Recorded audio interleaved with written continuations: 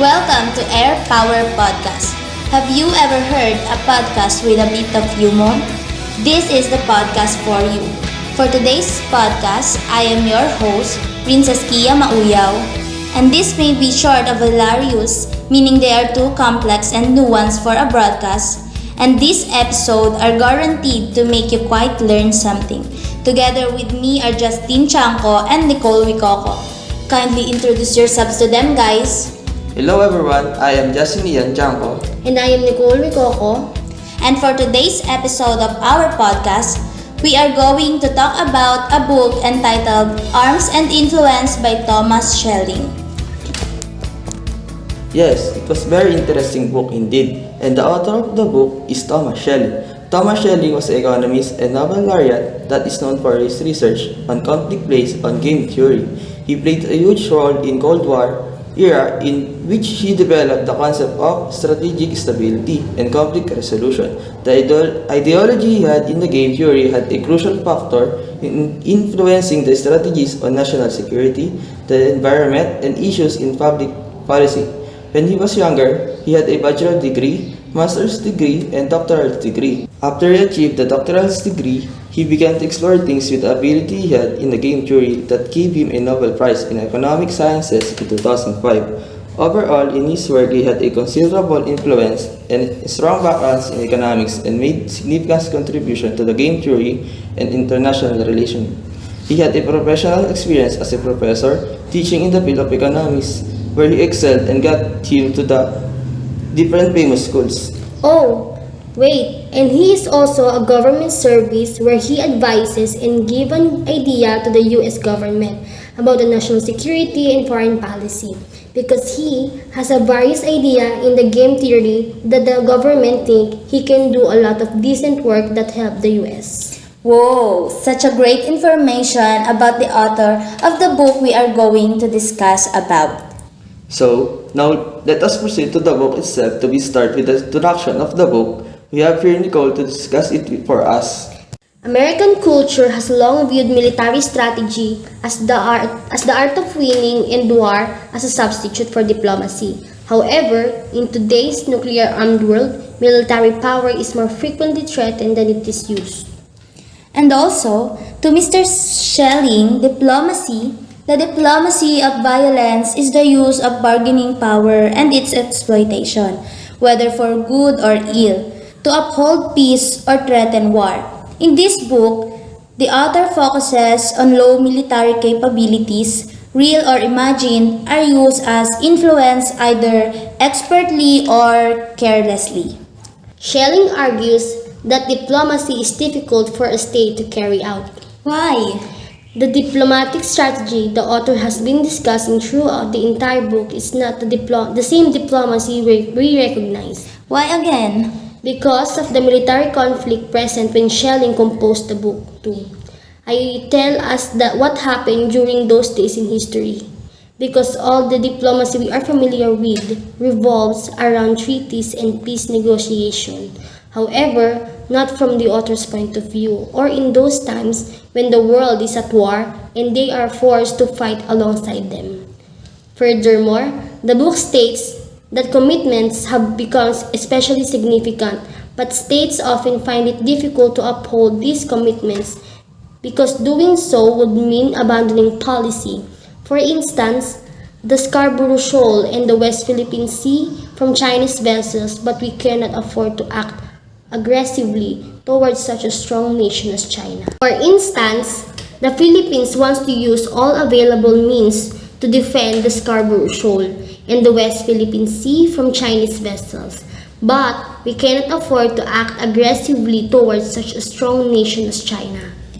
And he also sees the American responses to the Berlin and Cuban crisis as signals to an enemy rather than merely preparations for an engagement, with the most important diplomatic communications coming from the enemy's own military intelligence. Discussing Chapter 1, the competition between diplomacy and force is based on the interplay of motives and the roles of communication, understanding, compromise, and restraints. Negotiation, getting or influence what other person wants, is the basis of diplomacy. Alright, and privilege may be disregarded, the bargaining may be courteous or impolite, and it may be based on mistrust or rather than trust. To successfully bargain, there must be shared goals that serve both parties' needs, such as avoiding harm or to other party or reaching a solution that is agreeable to both.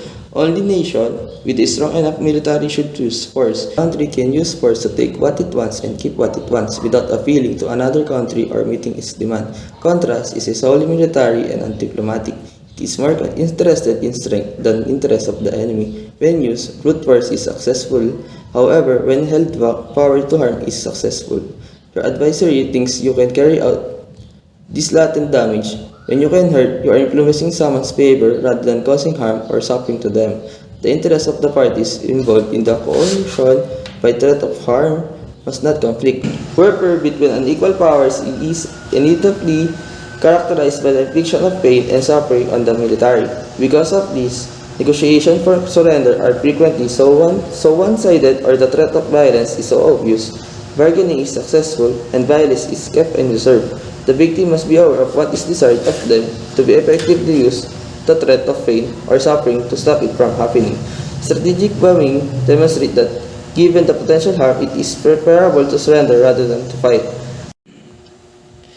Destroying is simpler than creating. The speed of harm in war has accelerated thanks to nuclear weapons.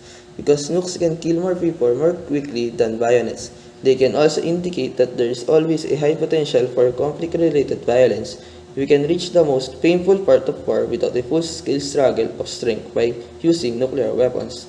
The ability to harm is common in warfare, but thanks to US technology, the strategic significance of pure, unproductive, and non-acquisitive pain and damage, as well as use of influence rather than the destruction, has increased. The modern military tactic is called the diplomacy of violence.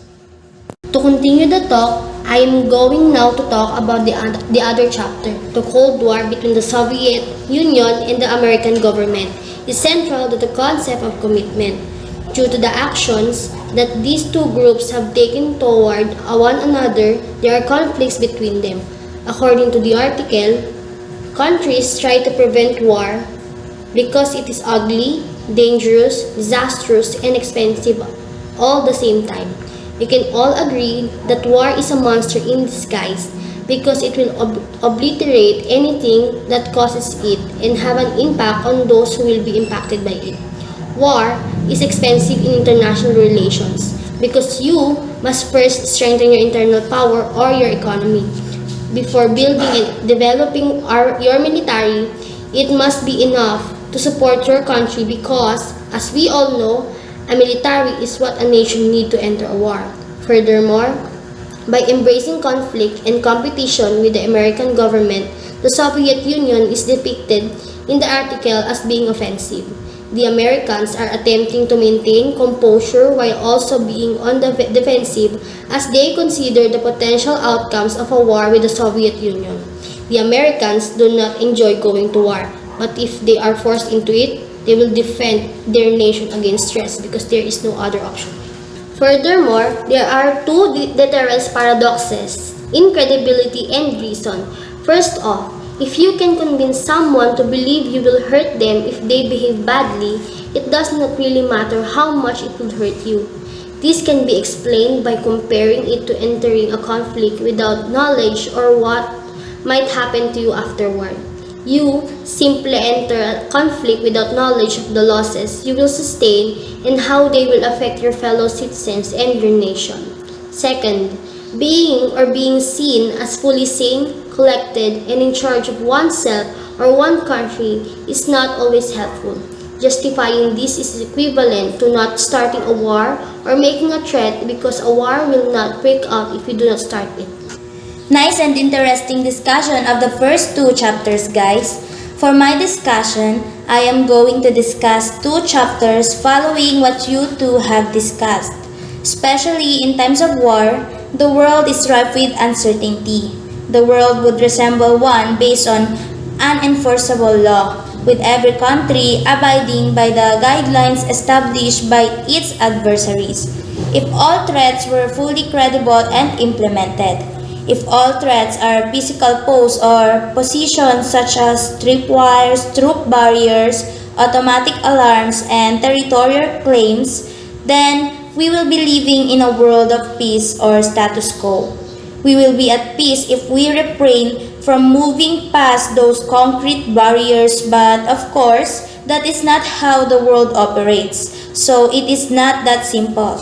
Uncertainty permeates this world, and Thomas Schelling labeled it as manipulation of risk in relation to all military relations. Warfare risk management, diplomatic relations, unpredictable commitments, and accidents that may trigger crises are considered.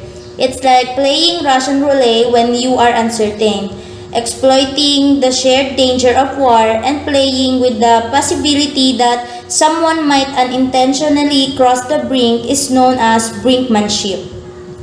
They drag the other along with them. To function properly, it needs uncertainty or anticipated irrationality.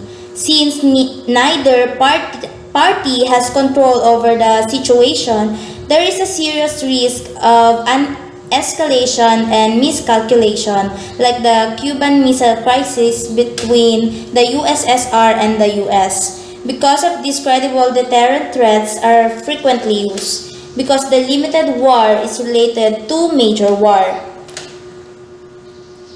And through intimidation, limited war can be used to stop aggression. One definition of a credible deterrent is nuclear war. The threat from nuclear weapons is greater for both sides. The conflict will be a showdown and negotiation over nuclear weapons. But because it is a nuclear negotiation, a limited and localized nuclear war is not. With nuclear weapons on their side, they can use it as the highest strategic level rather than just a war of risk and dangers. A war of dares and challenges of nerves and threats. Like the game of chicken, there is a lot of uncertainty in this one because neither player knows what the other is thinking. For instance, if two cars are headed in the same direction, the loser is the first to swerve to the side and is called the chicken. Highlighted the concepts of face and national image in the game theory of chicken. Pride is not the only motivating factor when it comes to acting irrationally because there is a face and that face is made up of other countries' expectations of how a state should behave, which affects its reputation for acting and goes beyond simple pride as motivating factor for people to take foolish risks. The idea of a face came into existence because of how interconnected a nation's commitments are. It also emphasizes how important it is to keep an opponent's reputation and standing from a conflict so they can back down while maintaining their composure. And as we discussed in our discussion of the idiom of military action, restrained wars are the most wars we know today. This phrase refers to deliberate actions that limit the use of armed forces and violence during conflict or insurgency. There is what we refer to as conditionally restraint, in which the level of restraint displayed by each side varies in response to the other's unconditional surrender. No assurances are given to the side making the surrender in an unconditional surrender, and it is typically required when there is a threat of complete destruction, annihilation, or extermination. And the truth is that no one really prevails in the conflict because both sides suffered financial losses. If conditions could be worked out, it could only be stopped conditions through conditional restraint. The idiom of reprisal was covered in this chapter as well. The word reprisal refers to a reaction, reply, retort, or a response in kind and implies a reciprocal action, a punishment for breaking the law, and both. The incident on August 2, 1964, when 3 torpedo boats launched from ports in North Vietnam attacked an American destroyer 30 miles off their coast, was used as the example. After chasing them away and damaging one of them, the American ship remained in place. The destroyer and the sister ship were attacked again 2 2 days later, but this time a larger attacking force was repelled with the help of American planes from a nearby carrier. 12 hours later, 64 American aircraft from the ships Constellation and Ticonderoga attacked naval installations in 5 North Vietnamese ports. If one side chose to target a few tactical goals that led to an excessive number of civilian casualties, the other would be compelled to choose a similar number of goals in return. So far, this chapter we are discussing have become more and more interesting. To continue the discussion, the importance of diplomacy in preventing global catastrophe is emphasized in the diplomacy of ultimate survival. The book argues that in the modern world, where grave threats like possibility of nuclear war looms large, diplomacy is more crucial than ever. The concept of interdependence and how it affects international relations are also discussed in the book. This book argues that diplomacy is crucial to ensuring the survival of all countries in the world, where one's actions can have impact on the entire human race. They use the Cold War as an example to show how collaboration, compromise, and interpersonal interaction are crucial for maintaining both parties' existence. Beyond a certain point, all hell was about to break loose in a war that was aimed to destroying everything. A race to the Holocaust, a war without negotiation and without an option, a war in which the ultimate deterrence backdrop had collapsed on the participants, and a war that would end when all weapons were used. But in a speech he delivered in June 1962 in Ann Arbor, Michigan, a speech was like he had earlier in the NATO Council. Secretary McNamara suggested that even a general war at the highest level, in this showdown confrontation between a great war, Russia should be not under strain. Discrimination should be tried, deterrence should be continued, and option for ending the war other than exhaustion should be left open. He was charged with attempting to normalize the war by the anti-war movement. Military extremists charged him with a weakening deterrence by giving the Soviet impression that war was a cowardly act, which was illogical. This was the first time high-ranking official made it clear in the public that deterrence should be extended into a war itself. Even the biggest war, that any war, no matter how big or small, could have and should have characteristics of limited war, that alive Russian as well as full Russian cities along together with our not utilized weapon that could be among our most valuable asset, and that is potential should be taken seriously. Another chapter discusses how continental Europe's geography, military structure, and technological advancement all impacted to the First World War. Railroads and army reserves were the two large machines that combined to form a heavy mobilization mechanism that was difficult to stop and dangerous to stop. The railroad schedules, depots, order of all call up and shipment, ratio of horses to caissons, ratio of hire to horses, ratio of ammunition to gun barrels, ratio of combat troops to field kitchens, return of empty cars for more, evacuation of railheads, and matching of men with units and larger units were all determined by management of the company. The entire concept of accidental or inadvertent war, a war that is not entirely intended or premeditated, is predicated on the crucial assumption that there is a distinct advantage to starting a war, and both sides will be aware of this as well as of the other's preoccupation with it.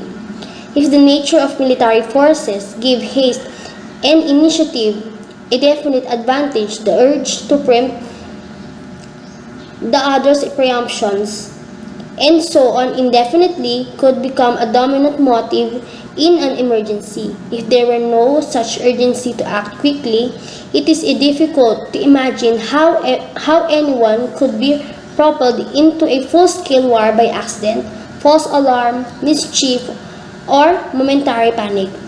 One can wait for more convincing evidence that the war is ongoing if there is neither a clear advantage in striking an hour earlier than the enemy nor a disadvantage in striking an hour later. However, when speed is crucial, the victim of an accident or a false alarm is under extreme pressure to continue the war if it is in fact taking place, or if the enemy appears likely to anticipate war by starting it. Even in the name of self-defense, accidents, mechanical, electronic, or human could occur, but their impact on choice is what could start a war, not the accident in themselves. Accidents can lead to decisions, and this may be all that anyone has ever intended. But it is important to draw a distinction. Not only should accidents, false alarms, and unauthorized ventures be avoided, but decisions could also be made calmly. The innovation of Americans and Soviets in terms of nuclear power, nuclear weapons, and missiles is the focus of the dialogue of competitive armament. The development and proliferation of weapons within each faction is a result of the ongoing Cold War between the two groups. Both factions have different ideas and perspectives on whether to wage war because of those innovations. Both are thinking about the steps they need to take and the choices they will make. The disarmament agreement is based on a similar idea. It is all about being ready for your enemy's capabilities, including knowing how powerful and numerous their militaries are. To know what their competitors are doing, they need to know information about each other. Additionally, communication between the opposing groups is the main topic of this chapter. The American-Soviet hotline exists in the era of nuclear communication, as they are both watching their actions. This will help in understanding what each of them is doing. However, this is also very problematic because it will raise suspicions in everyone's minds because there is only one-way communication and there is also a chance that something could interfere with the communications. Since they are both keeping an eye on one another, they will both classify any potential attacks as genuine ones coming from their adversaries. This will lead to miscommunication between groups and can only be resolved through intention, clarification, and direct communication. We cannot know what other people are thinking, just like in an anarchic world. There are several perceptions about American plans. For instance, the issue of Americans not intending to orbit their nuclear weapon in the hope that Soviet will do the same and after Soviet place their nuclear weapon. The 60 years since nuclear weapons have not been used in the combat are discussed in the final chapter. Secretary of the State Dallas asserts that the taboo of using nuclear weapons must have prevented their use. Despite their different sizes, neither the largest conventional explosive nor the smallest nuclear weapons were able to escape the Earth. As important as extending the Nuclear Non-Proliferation Treaty, an international agreement with the goal of stopping the proliferation of nuclear weapons, which is currently being negotiated shortly after its first 25 years, is maintaining this tradition and, if necessary, assisting in spreading it to the other country that may acquire nuclear weapons. We must be successful in shattering the taboo against using this weapon, according to Dallas. According to Bani, the QMO conflict marked that the public statement made regarding that march of nuclear weapons toward conventional status. Eisenhower did not see any reason to. So now we are going to talk about what we have known overall, the weaknesses and its strength from the way we conclude our understanding. I'm going to start. Of course, this book has its advantages and disadvantages, just like all other books. The way Thomas Schelling discussed the role of nuclear weapons as a dangerous weapon in comparison to other military apparatus that has an impact on warfare is the book's strongest point. That firearms and nuclear weapons both have a high lethality. His theory of the chicken game is another strength. I know I was not the only one who noticed it. His book, The Chicken Game, refers to the Cold War. For instance, the October 1962 Cuban Missile Crisis was a showdown between President Kennedy and Premier Khrushchev, two extremely powerful leaders. And the main points of Schelling's arguments also emphasize the value of and process of communication. We must communicate with others if we want them to do what we want. You will see in the book that Schelling placed more emphasis on military force and deterrence, putting aside the role of diplomacy and finding peaceful solutions to conflicts on a global scale. War is obnoxious, perilous, disastrous, and expensive. Therefore, to bring about peace, the art of commitment and communication must be practiced. The use of military or armed groups exercising restraint during a war or insurgency is known as a restraint war, and it's done to uphold moral and contemporary war ideas, and protect human rights and minimize the detrimental political and military effects. In addition, despite being an economist, he only views military strength and deterrence as ways for a nation to achieve its goals, ignoring other factors like cultural influence and economics. The terminologies are the book's other flaw. Some of the words in the book, like adversary and deterrence, may be difficult for readers to understand because the book is too theoretical and abstract. And to end this podcast about the book, we are going to discuss a concise summary of the book's main points here. Diplomacy and force are two competing strategies used in international relations. In contrast to force, which is the use of military might to seize what one desires, diplomacy involves negotiating for shared interests. There are also two deterrence paradoxes. First off, if you can convince someone to believe you will hurt them if they behave badly, it's that not really matter how much it would hurt you. And second, being seen as fully sane, collected, and in charge of oneself or one country is not always helpful. We have all learned that in terms of international relations, there cannot be war because it aids in national stabilization. Do you, however, believe that the only way to address their issue is through war? Due to the impact on the nation and the people, it is best to avoid starting a war. The best thing any nation can do for itself and its citizens in the pursuit of peace is to prevent war from occurring. And I guess that's it, the end of our podcast for today. Hope you learned something great and meaningful, especially about the book we have discussed. That's all. Thank you for listening to our very first podcast. Mabuhay everyone! Have a lovely day ahead! Bye! See you all on our other podcasts. And this is Air Power Podcast signing off.